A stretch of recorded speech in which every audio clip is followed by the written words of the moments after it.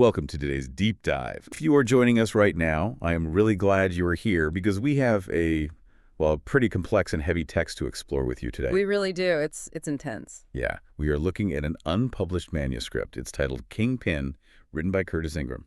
And it is just a remarkable document. I mean, it serves as this incredibly raw, unfiltered lens into late 1970s and 80s Philadelphia. Yes. It's documenting the exact intersection of, systemic pressure and individual psychology. Right, and our mission today is to navigate through those realities, the complexities of a fractured family structure and the literal and metaphorical arenas where this young man really had to fight to define himself. Yeah, the razor-thin line between ruin and success. That's it. We are going to explore how those dual realities forged a Philadelphia wrestling legend.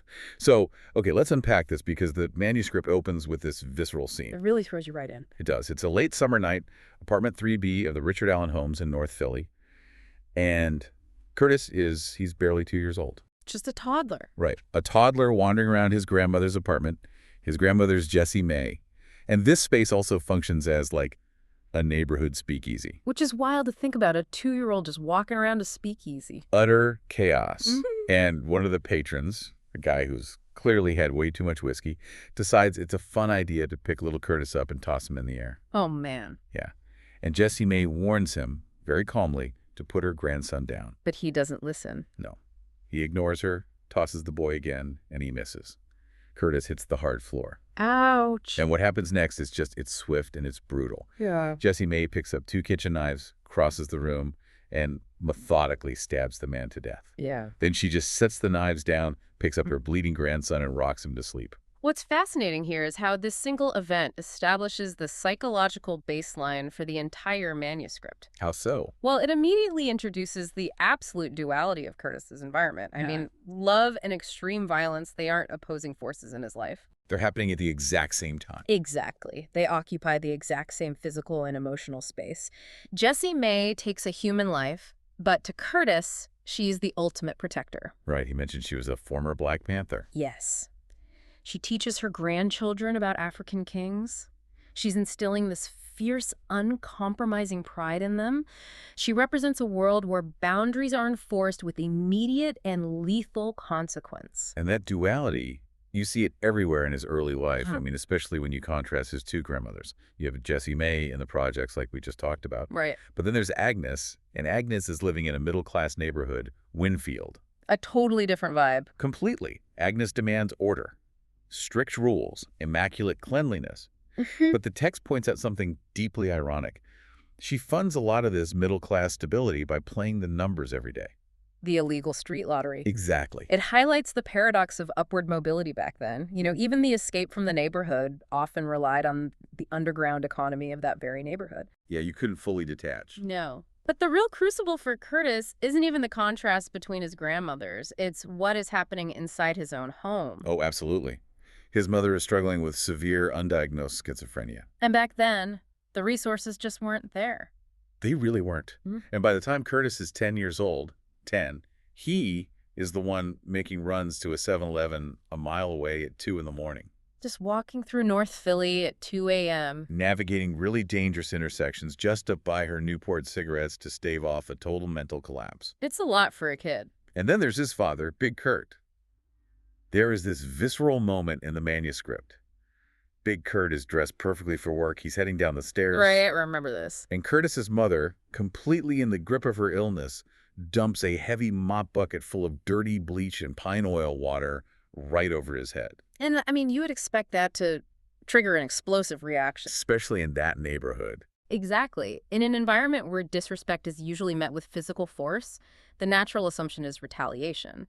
But Big Kurt does something radically different. He doesn't raise his voice at all. He doesn't strike her. He simply turns around, walks back upstairs, showers, puts on a fresh set of clothes, and leaves for work. It's stunning. But think about being a child watching that. How does a child process a father just walking away from that kind of humiliation?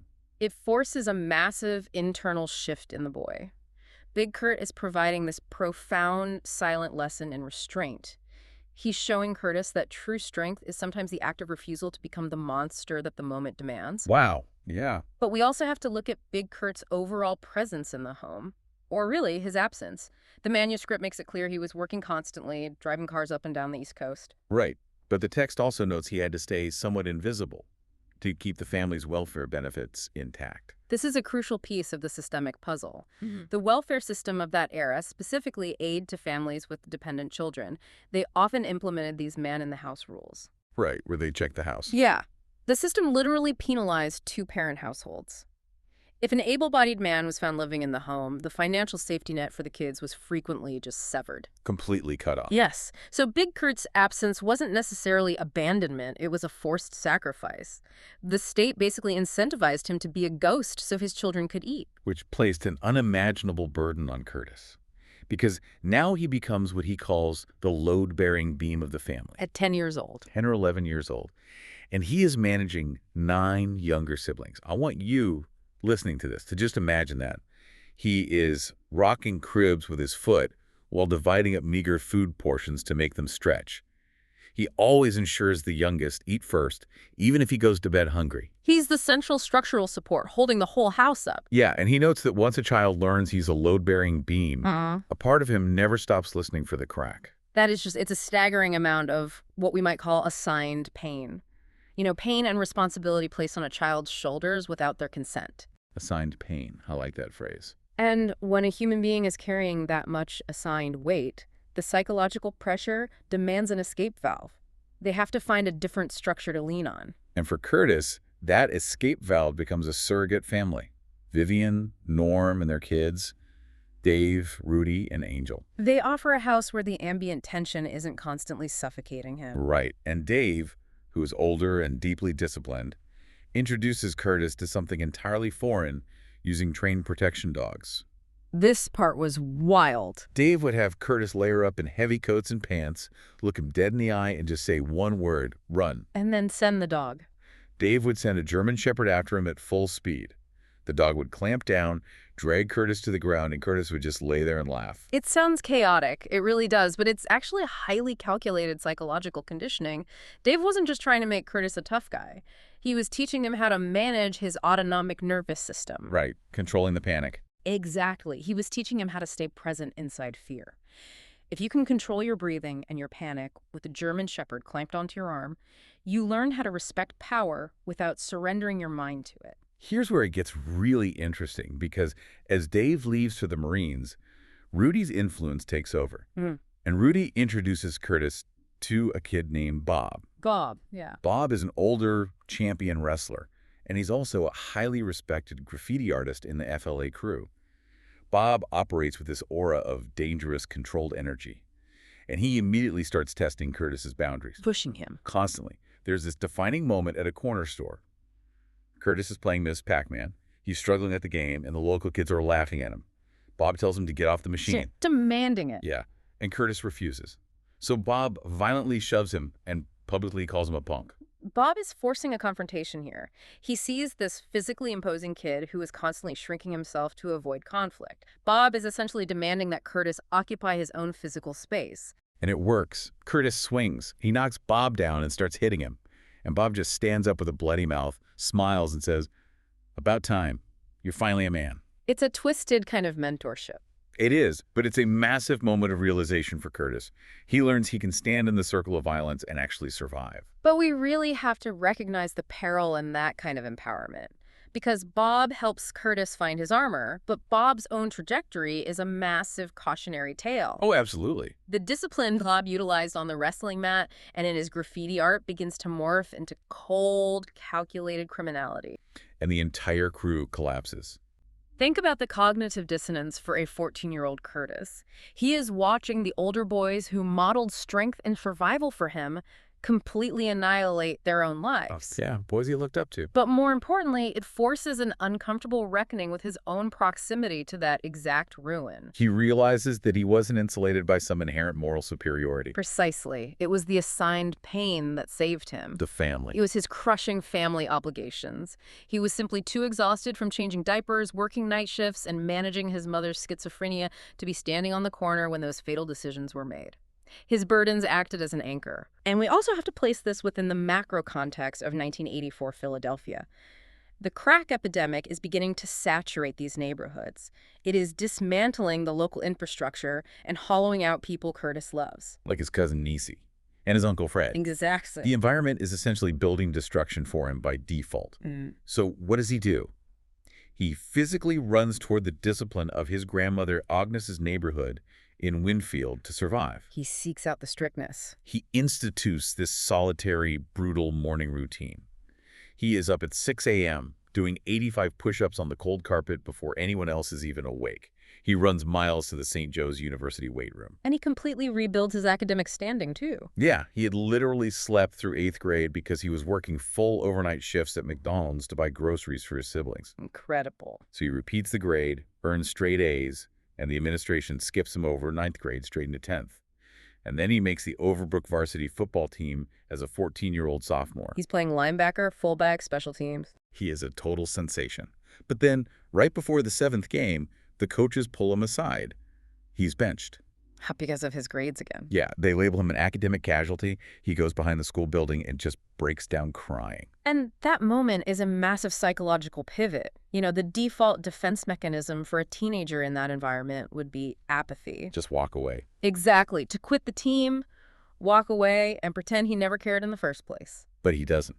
He stays, he humbles himself, and he becomes the team water boy. He carries the equipment. And this is when he meets Susette. She doesn't just offer sympathy.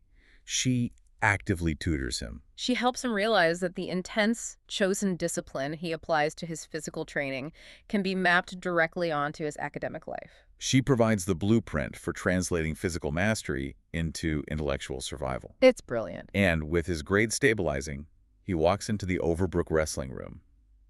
He is immediately relegated to junior varsity because the varsity heavyweight spot is held by the big Samoan. The undefeated #1 ranked senior in the city. Right.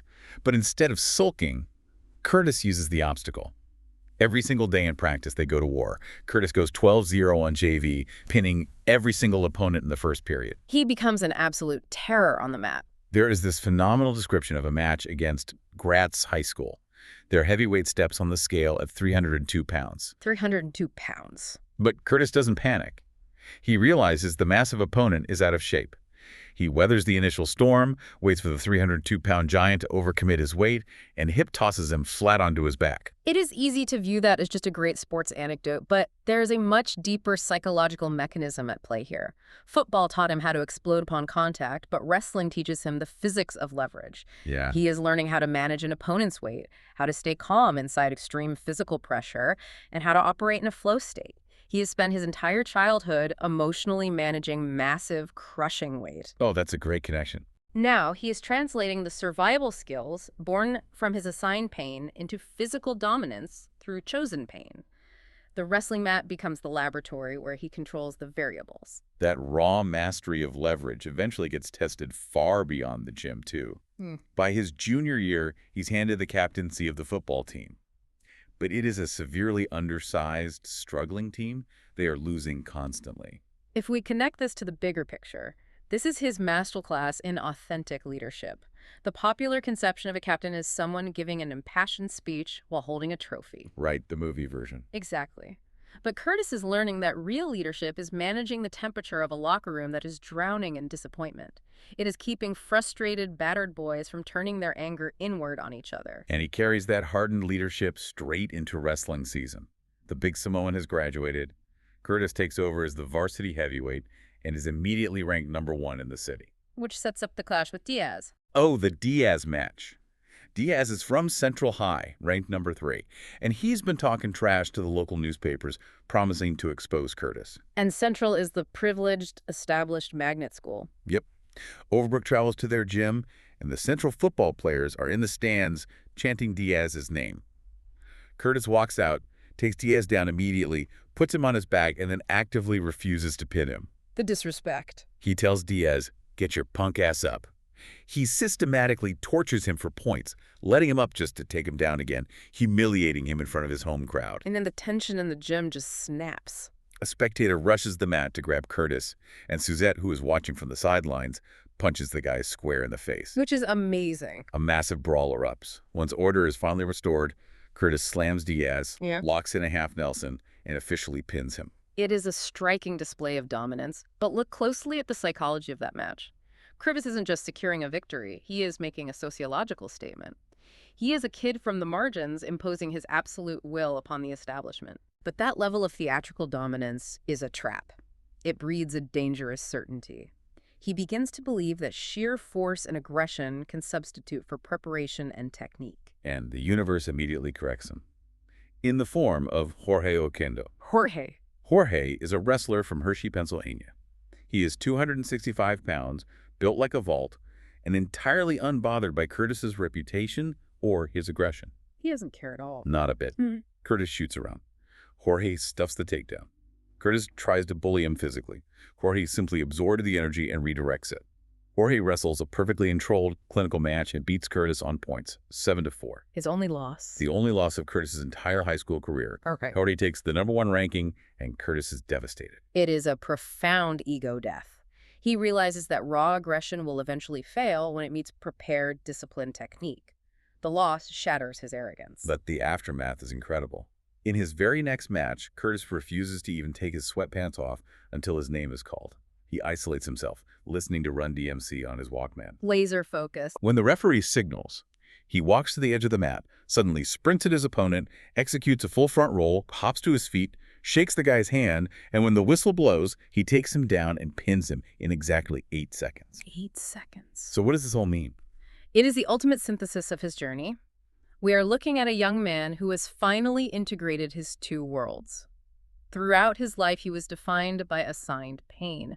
The chaos of the Richard Allen homes, the violent unpredictability of his mother's illness, the poverty, the burden of raising 9 siblings. Things he couldn't control. Exactly. That was a structure imposed upon him. But the 85 push-ups in the cold dark, the choice to become a water boy after being dunched, the grueling discipline of wrestling 300-pound men that is chores in pain. By willingly subjecting himself to the crucible of the athletic mat, he forged an internal architecture strong enough to bear the crushing weight of the reality he didn't choose. Which brings this entirely back to you, listening right now. We all have assigned pain. We all have unfair loads dumped on our shoulders by circumstance, by family, or by systems we don't control. The question Curtis's life poses is, how do you respond to that weight? Do you let the pressure slowly crack you until the house caves in, or do you actively seek out the chosen disciplines that build a foundation strong enough to carry it? And this raises an important question, one that extends far beyond the final pages of the manuscript. Curtis built his entire identity, his sheer will to survive, in a theater of war. His operating system was designed to manage extreme volatility and heavy burdens. Yeah. But what happens to the Kingpin when the war is over? If your entire psychological framework is built on surviving assigned pain, how do you parent a child who grows up in safety and peace? That's tough. How do you teach resilience to a generation that doesn't have to carry the beam? That is the lingering generational cost of survival. That is a profound thought to sit with. Thank you for joining us on this deep dive into Kingpin. Keep exploring, keep questioning, and keep learning. We'll catch you next time.